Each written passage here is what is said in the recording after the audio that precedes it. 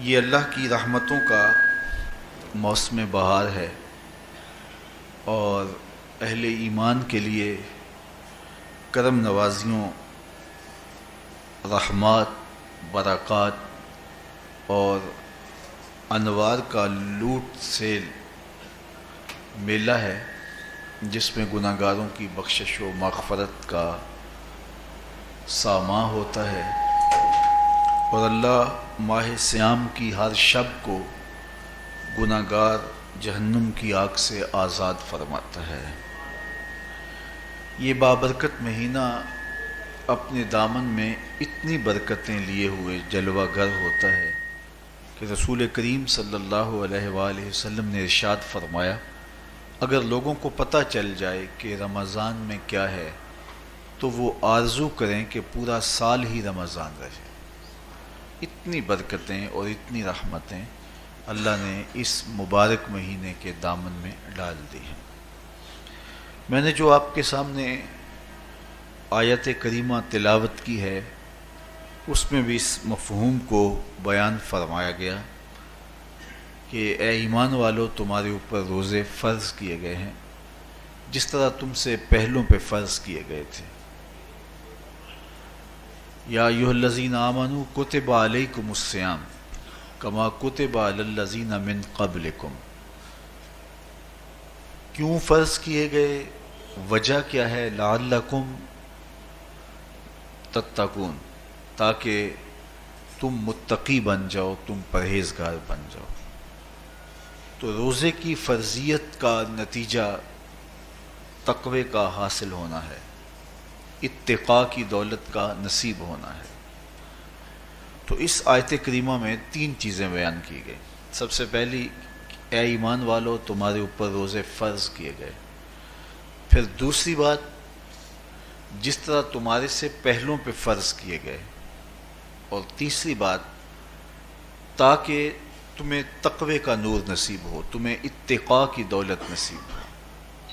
تو ایک تو روزے کی فرضیت کا حکم دیا گیا، اور دوسرا یہ تسلی دی گئی کہ یہ بھوک اور پیاس کی شدت تمہیں ہی نہیں کاٹنا پڑے گی، تم سے قبل بھی لوگ یہ عبادت کرتے رہے ہیں، اور وہ اس مشکل عبادت سے تقوی کو حاصل کرتے رہے ہیں، اور تمہیں بھی ہم اس راستے سے تقوی نصیب کرنا چاہتے ہیں۔ علامہ حقی علیہ رحمہ نے لکھا ہے کہ ملک تحمور الثالث، یہ حضرت آدم علیہ السلام کی اولاد سے تیسرا بادشاہ گزرا ہے، اس کے زمانے میں قحط پڑ گیا تھا، تو اس نے اپنی قوم کو یہ حکم دیا کہ ایک وقت کا کھانا آپ کھا لیں اور ایک وقت کا کھانا بچائیں اور وہ قحط زدہ علاقوں میں بھیجیں۔ تو قوم نے اس حکم کو بصر و چشم قبول کیا اور ایک وقت کا فاقہ کاٹ کے اپنے ان بھائیوں کے لیے وہ کھانا بھیجتے جو قحط میں مبتلا تھے۔ قوم کی یہ ادا اللہ کو پسند آ گئی، اور وقت کے نبی پر وحی کی گئی کہ تمہارے اس عمل کو ہم عبادت قرار دیتے ہیں۔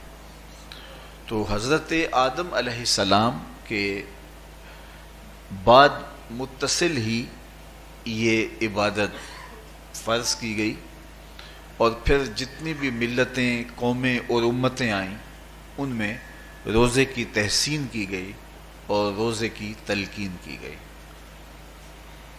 پرانی جتنی بھی کتابیں ہیں، اناجیل ہیں، تورات ہے، اس میں روزہ داروں کی تعریف موجود ہے۔ اور حضور علیہ السلام جب اس دنیا پہ تشریف فرما ہوئے تو آقا کریم روزے کی فرضیت سے پہلے بھی روزے رکھتے تھے۔ ویسے روزہ سن 2 ہجری کو فرض ہوا ہے، شعبان المعظم کے مہینے میں، لیکن اس سے قبل بھی ایام 20 کے حضور روزے رکھتے تھے، اور اس کے علاوہ بھی مختلف ایام میں اللہ کے محبوب روزے رکھتے تھے۔ روزے کی فرضیت کے بعد حضور علیہ السلام کی زندگی میں کل 9 رمضان آئے ہیں، جس میں 7 29 کے تھے اور 2 30 کے تھے۔ یہ بات ذہن میں رکھیے گا کہ روزے 29 ہوں ثواب پھر بھی 30 کا ہی دیا جاتا ہے. تو زیادہ تر جو رمضان المبارک کے مہینے ہوتے ہیں وہ 29 کے ہوتے ہیں، 30 کے کم ہوتے ہیں. حضور کی زندگی میں 9 میں سے 7 جو ہیں وہ 29 کے ہوئے ہیں اور 2 30 کے ہوئے ہیں، تو ثواب پورے 30 کا ہی ہے.